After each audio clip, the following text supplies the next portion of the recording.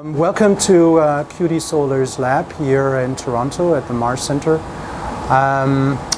This is where we manufacture our high-efficient, flexible, low-cost tandem solar cells. As you may know, silicon is dominating the solar industry, but one of the disadvantages that silicon has is that it does not capture the infrared part of the sun spectrum. Whereas this is something that we can do by building a tandem solar cell made from perovskites and from quantum dots. As you can see here on the screen of the computer, you see here that our perovskite materials are absorbing the visible part of the solar spectrum, and the quantum dots capture the infrared part of the spectrum all the way down to 2 micron. So in case of perovskite, we're using these stock solutions, and the way how you make this is by simply dissolving metal salts or organic salts into a solvent.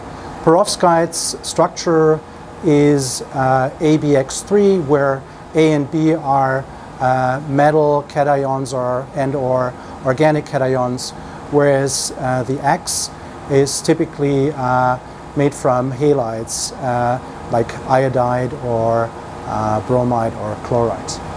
And once you have processed the solution onto a substrate, you simply place the substrate on a mild, expose it to mild temperature, and it forms a perovskite solar cell. I can show you, for example, how such a solar cell looks like. See here, for example, we have a 2x2 cell of a perovskite cell. We made this in this glove box. I can explain you a little bit more about how we do this. And you can see how perfectly smooth this perovskite cell is. And this would be basically the part here, the blue part in the spectrum.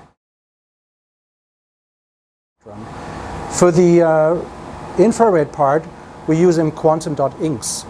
And again, QD Solar has made or built recipes that allow the absorption of the light in the infrared. So basically, quantum dots are nanoparticles that are in the range of 3 to 6 nanometers in diameter. And what we can do very well is we can manufacture the diameter of those quantum dots, and as such basically tune the absorption where we would like the spectrum to be. Quantum dot inks are solution processable. We again coat the surface of a substrate and build the tandem solar cell. So the tandem solar cell itself would basically be a backsheet made from quantum dots, and on top of this is a perovskite sheet, so flexible solar sheets. The perovskite cell will take care of the visible part of the solar spectrum. It will absorb this visible part of the solar spectrum, and the infrared light will then go basically through the perovskite cell, and the quantum dots will basically capture the rest, the infrared part. I'm standing here in front of a glove box, and a glove box is basically sort of a closed compartment that is filled with nitrogen. So water and oxygen is not present. And the reason why we are using this glove box is because we would like to have perfect control over the manufacturing conditions when we make perovskite cells or quantum dot cells. So in case of our test vehicles, they're typically 1x1 or 2x2 inch squared substrates.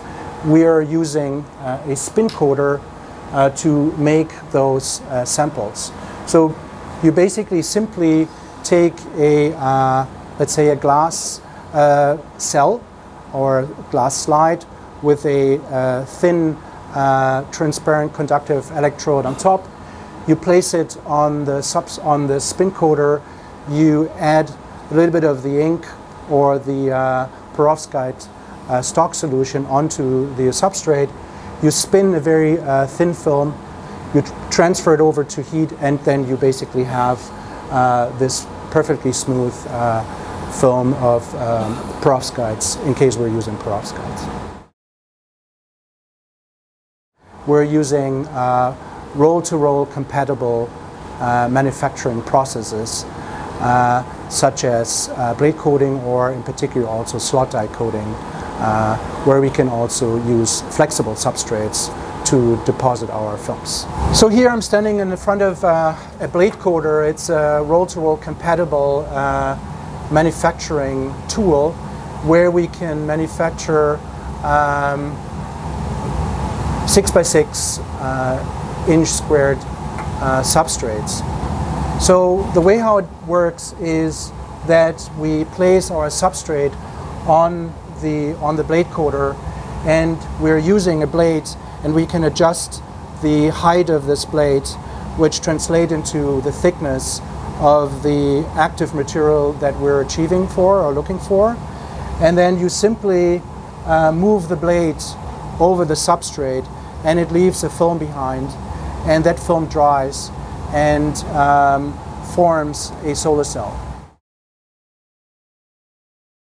These are cells that we are typically using to test, for example, the composition of our perovskites, or we also test the composition of our quantum dot solar cells, and we basically run tests with these cells to make sure that our compositions are right and that we perfectly make a cell that aims or has high efficiency, power conversion efficiency.